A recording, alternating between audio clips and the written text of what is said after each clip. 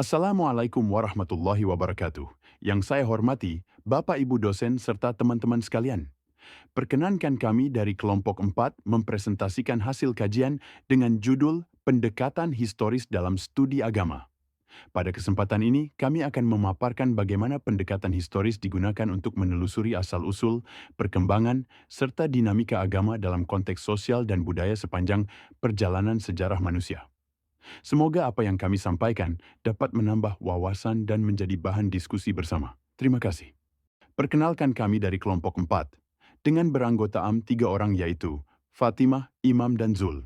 Pendekatan historis adalah salah satu pendekatan tertua dan paling penting dalam studi agama-agama. Melalui pendekatan ini, kita mencoba menelusuri bagaimana suatu agama tumbuh dan berkembang dari waktu ke waktu.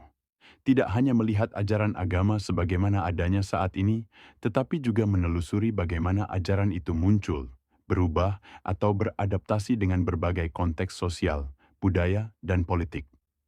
Kalau kita pikirkan, manusia selalu punya rasa ingin tahu tentang asal-usul kepercayaannya, bagaimana keyakinan muncul, ritual dipraktikkan, kitab suci ditafsirkan, dan lembaga keagamaan dibangun. Semua itu tidak terjadi tiba-tiba, tetapi melalui proses panjang yang sangat dipengaruhi oleh sejarah. Karena itu, pendekatan historis sangat penting. Ia mengajak kita tidak hanya melihat agama sebagai sesuatu yang statis, tetapi sebagai realitas yang hidup dan terus berubah. Dengan memahami sejarahnya, kita bisa melihat bagaimana agama menyesuaikan diri terhadap zaman, menghadapi tantangan, dan bahkan memperjuangkan eksistensinya agar tetap relevan bagi umatnya. Definisi dan inti pendekatan historis. Kata historis berasal dari bahasa Inggris history yang berarti sejarah, dan dalam bahasa Arab, sejarah disebut syajaratun yang bermakna pohon, artinya sesuatu yang tumbuh dan berkembang. Pendekatan historis dalam studi agama adalah upaya menelusuri asal-usul, perkembangan, dan transformasi agama-agama dalam lintasan waktu. Jadi kita tidak hanya mempelajari teks-teks agama, tetapi juga bagaimana praktik keagamaan, lembaga, dan tafsirnya berubah seiring perjalanan sejarah. Misalnya dalam konteks Islam di Indonesia, kita tidak bisa memahami praktik Islam hari ini tanpa melihat sejarah bagaimana Islam masuk ke Nusantara, bagaimana pesantren tumbuh, dan bagaimana budaya lokal ikut membentuk tradisi keagamaan. Tradisi seperti kenduri, selamatan, atau pengajian di pesantren bukan sekadar ritual tanpa makna, tapi semuanya punya akar historis. Tanpa memahami sejarahnya, kita mudah salah menilai. Bisa menganggapnya tidak autentik atau bahkan menyimpang, padahal justru itu hasil adaptasi panjang antara ajaran agama dan budaya lokal. Jadi, seorang peneliti historis akan melihat agama sebagai sesuatu yang terus berubah dan berkembang, bukan teks yang final dan beku. Selanjutnya, mengapa pendekatan historis penting?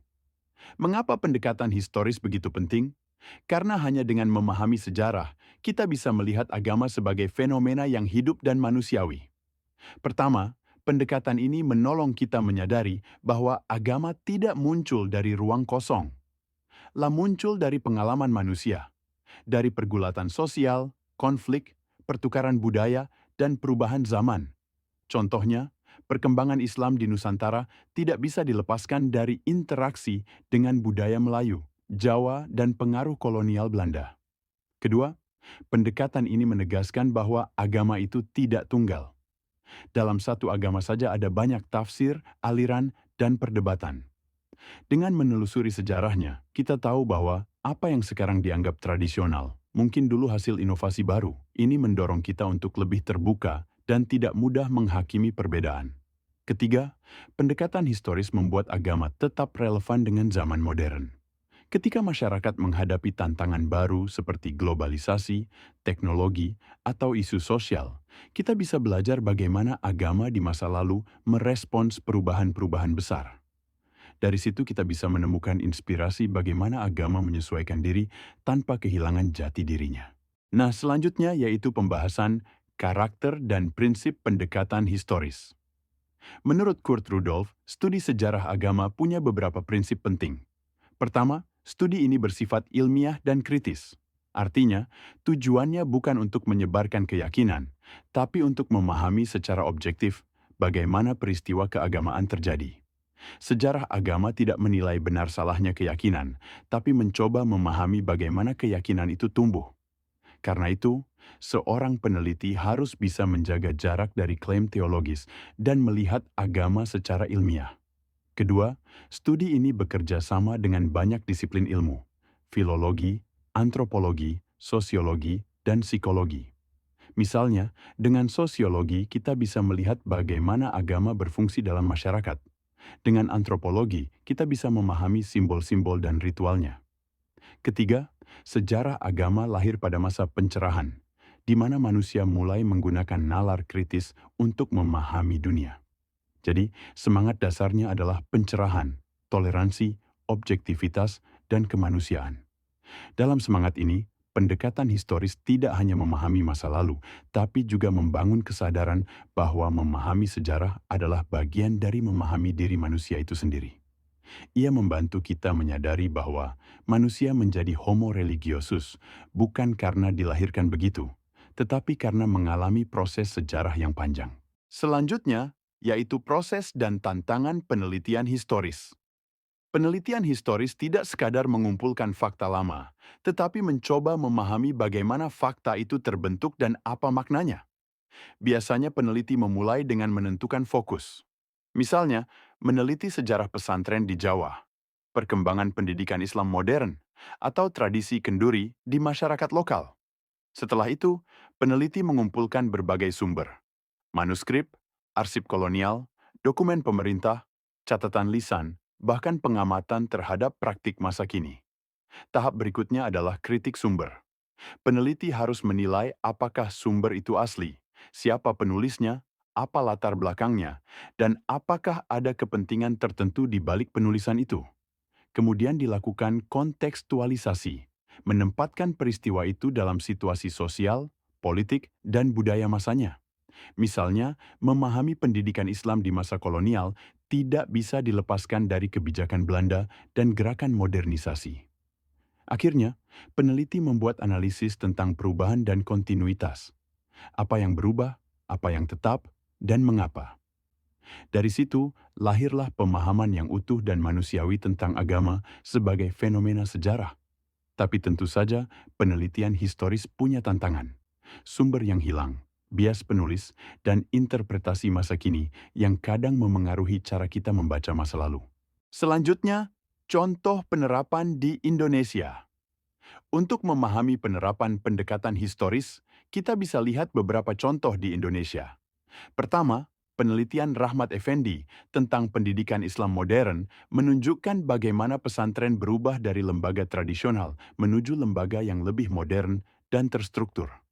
Perubahan ini tidak lepas dari pengaruh kolonialisme, modernisasi, dan kebijakan negara. Kedua, penelitian oleh Khoirul Ridwan dan Alfiana Rahmah tentang tradisi kenduri menunjukkan bagaimana ritual lokal mengalami transformasi. Dahulu, kenduri sangat syarat makna spiritual dan sosial. Kini, sebagian berubah menjadi simbol identitas budaya. Melalui pendekatan historis, kita bisa melihat perjalanan makna itu dari masa ke masa. Ketiga, penelitian Fitriyah tentang kurikulum pendidikan agama Islam memperlihatkan bahwa setiap periode, dari masa kemerdekaan sampai reformasi, punya tantangan berbeda. Artinya, ajaran dan praktik keagamaan selalu menyesuaikan dengan konteks sosial politik yang melingkupinya. Dari contoh-contoh ini, kita belajar bahwa agama bukanlah sesuatu yang statis, melainkan terus berubah dan beradaptasi sesuai zaman. Pembahasan selanjutnya, diskusi dan tantangan. Pendekatan historis membantu kita membuka dialog antara masa lalu dan masa kini. Ia membuat kita lebih kritis terhadap tradisi dan lebih sadar terhadap konteks sejarah yang membentuknya. Namun, ada tantangan besar. Pertama, sumber sejarah sering tidak lengkap, banyak manuskrip yang hilang atau rusak. Kedua, kita sering menafsir masa lalu dengan kacamata masa kini, sehingga hasilnya bisa bias. Tantangan lainnya adalah menjaga keseimbangan antara pendekatan ilmiah dan penghargaan terhadap aspek spiritual. Peneliti harus hati-hati agar sikap kritisnya tidak membuat kehilangan empati terhadap makna religius yang dirasakan umat. Jadi, Pendekatan historis bukan berarti meniadakan iman, tapi justru memperdalam pemahaman kita terhadap bagaimana iman itu bekerja dalam sejarah manusia. Dan yang terakhir adalah kesimpulan. Dari keseluruhan pembahasan, kita bisa simpulkan bahwa pendekatan historis dalam studi agama-agama adalah cara untuk memahami agama secara utuh dan mendalam. Pendekatan ini mengajarkan kita bahwa agama tidak muncul tiba-tiba, tapi terbentuk dari proses panjang yang dipengaruhi oleh sejarah, budaya, politik, dan sosial. Dengan memahami sejarah, kita bisa melihat bahwa agama bersifat dinamis, bukan sesuatu yang kaku dan tak berubah. Kurt Rudolph dan Media Zainul Bahri menegaskan bahwa studi sejarah agama harus bersikap ilmiah, objektif, dan membebaskan manusia dari pandangan yang sempit. Pendekatan ini membuka ruang dialog, menumbuhkan toleransi, dan membantu kita melihat agama secara kontekstual. Melalui contoh di Indonesia, seperti pendidikan Islam, tradisi kenduri, dan kurikulum PAI, kita tahu bahwa pendekatan historis tidak hanya untuk akademisi, tapi juga berguna untuk masyarakat agar memahami agamanya secara lebih terbuka dan rasional. Intinya, memahami agama berarti juga memahami manusia dalam sejarahnya. Bagaimana manusia mencari makna, menyesuaikan diri, dan terus menafsir ulang keyakinannya agar tetap hidup dan bermakna di setiap zaman.